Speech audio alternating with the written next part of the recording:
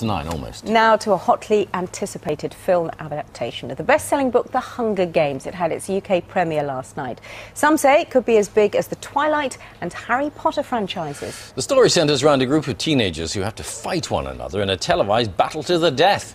Jennifer Lawrence plays the lead character, 16-year-old Katniss Everdeen. We'll talk to Jennifer in a moment. First, here's a look at the film. Direction, which is a very good thing to do when you're playing in Hunger Games. Good morning, Jennifer. Morning. To say this is hotly anticipated is to put it mildly. It is such a huge vibe with teenagers, particularly. Isn't it? Yeah, it is. From the popularity of the book, is it, or what do you think? Yeah, well, the books were huge, and they were fantastic. 26 million copies, I think. So, had you read the books before you were approached for the role of? Yeah, I was a huge fan of the books, and then I found out that they were making a movie, and I met with the director. Yeah. It's set in an America of the future, no longer called America, I don't think, is it? No, it's called Panem. And if you can, explain roughly what the setup is. Yeah, it's this futuristic world where the government has kind of taken over its people by keeping them separated and kind of scared. Every year they have to give 2 of their children, male and female, between 12 and 18, to this televised game. It's a fight to the death. And Katniss, my character, goes in replacement for her younger sister. Yeah, so it's a very grisly reality show, isn't yes, it? And you're caught right in the middle. Interesting character you play, because she's incredibly strong, but vulnerable too when she first sets out. Yeah, she's a lot braver than she thinks she is, but she's kind of an interesting hero because she never actually thinks she won't die.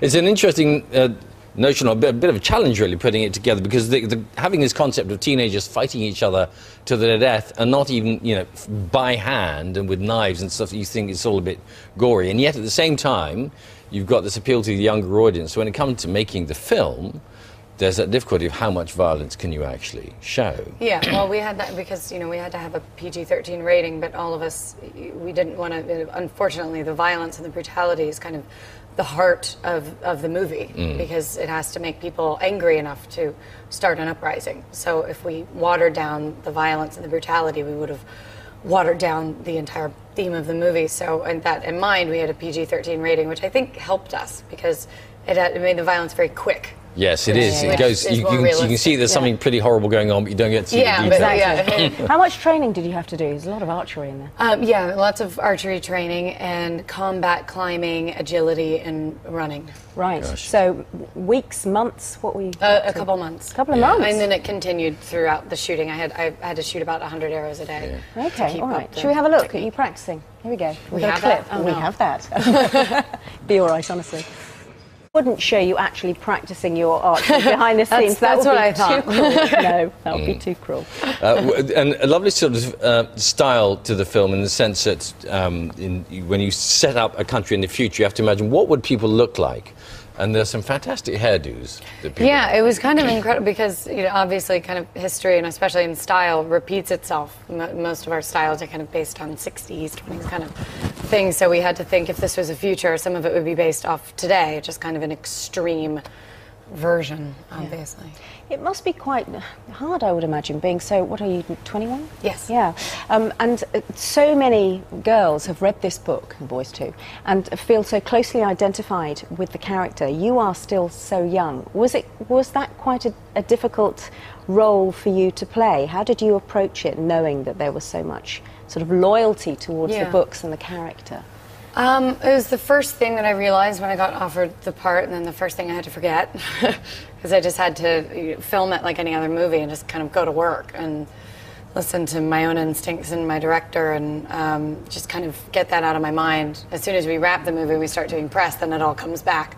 And I'm hoping everybody likes it, nobody hates me. But yeah, during filming, it was kind of, I had to forget about it. And also, are you prepared for a longer haul, in the sense, how many books are there altogether? 3.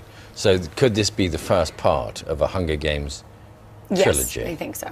We hope so. Yes. Combined with just how extreme, possibly, reality television could get. Do you watch much of it?